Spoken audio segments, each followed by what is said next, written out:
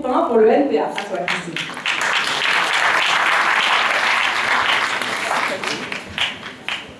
La loi travail, aussi catastrophique soit-elle, la loi travail, elle a joué en fait le rôle de détonateur, mais de détonateur par rapport à toute une colère accumulée mois après mois, année après année. Donc évidemment, la première chose, c'est de remettre les compteurs à l'heure et c'est donc d'obtenir le retrait de la loi travail, parce que comme on le dit dans les manifestations, cette loi travail, elle n'est pas amendable, elle n'est pas négociable, et la seule chose qu'on puisse en faire, c'est la retirer.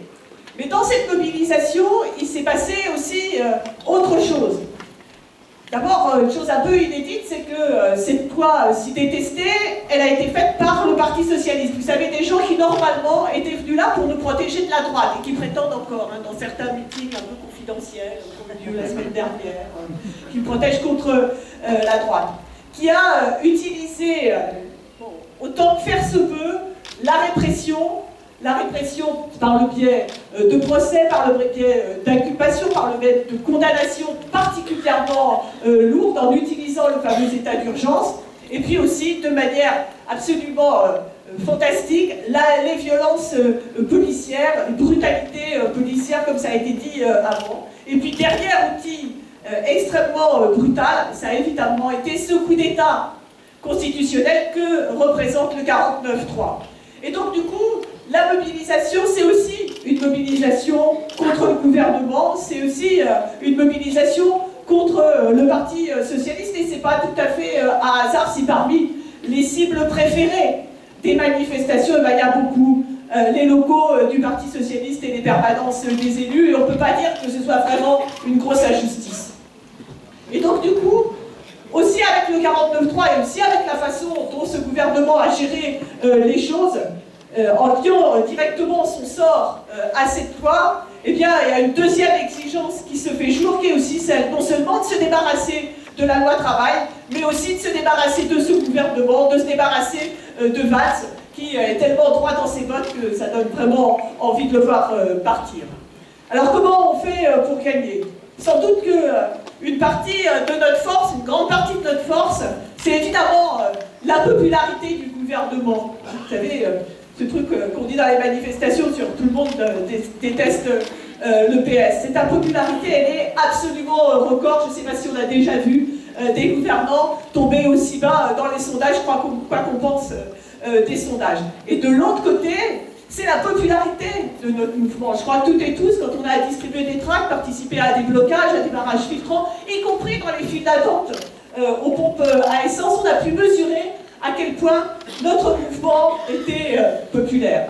Ce qu'il y a derrière, c'est au-delà de la popularité. La popularité, c'est des questions de légitimité. Parce qu'il y a, avec ce mouvement, de mise en évidence quelque chose qui existait déjà avant, mais qui est l'illégitimité de ceux qui nous imposent ces politiques, de ceux qui nous imposent ces sacrifices, en n'en faisant jamais part pour eux-mêmes par ailleurs, et donc qui sont totalement illégitimes. Mais à cette illégitimité-là, nous, on a besoin de renforcer notre légitimité, qui est déjà grande. C'est facile de dire et de penser et de partager aujourd'hui que non, ces gens-là ne nous représentent pas, mais il y a encore beaucoup de travail à faire pour que nous, de notre côté, on se sente pleinement, totalement, complètement, irrémédiablement légitime.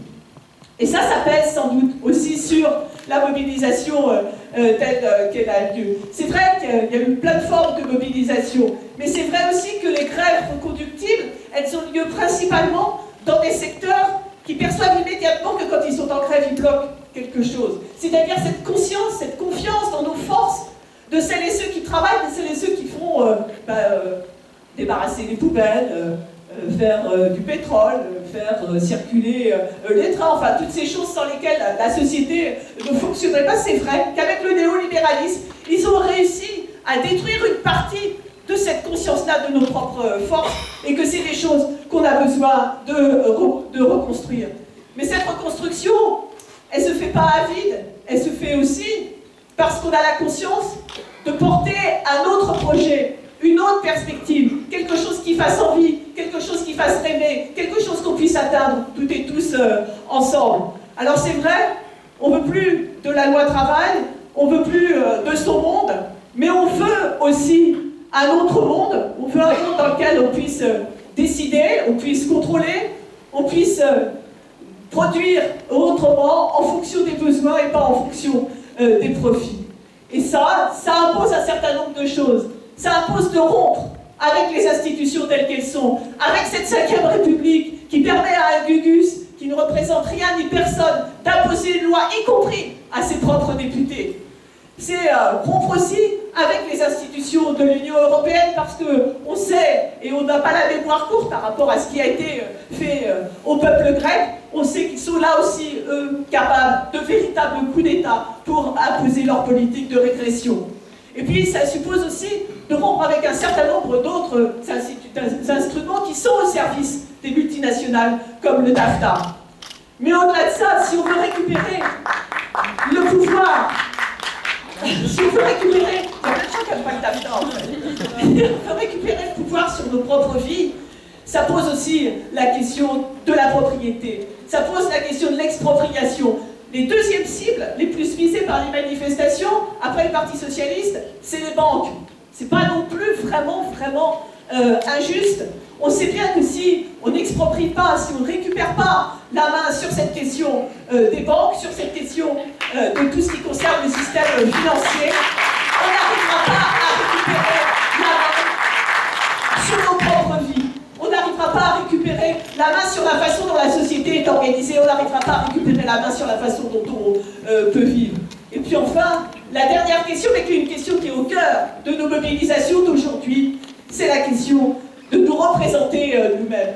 Les dernières consultations électorales ont montré à quel point il n'y avait pas du côté de celles et ceux qui souffrent, du côté de celles qui sont exploitées, du côté de celles et ceux qui sont opprimés, il n'y a pas d'expression politique de ce que nous voulons. Et que ça, c'est à reconstruire. Et c'est ça qui permet au Front National de progresser. Et c'est vrai que le Front National, on l'a un peu moins vu ces derniers temps, mais ne croyons pas un seul instant qu'on a évité le danger, qu'on en est débarrassé de manière durable. Si on veut résoudre cette question-là, il faut qu'on s'attaque, toutes et tous ensemble, en même temps qu'on se bat contre la loi travail, à cette idée que nous devons nous représenter nous-mêmes. C'est ça qui permettra de gagner aujourd'hui contre la loi travail et son monde, et demain d'en finir avec le système capitaliste. Merci.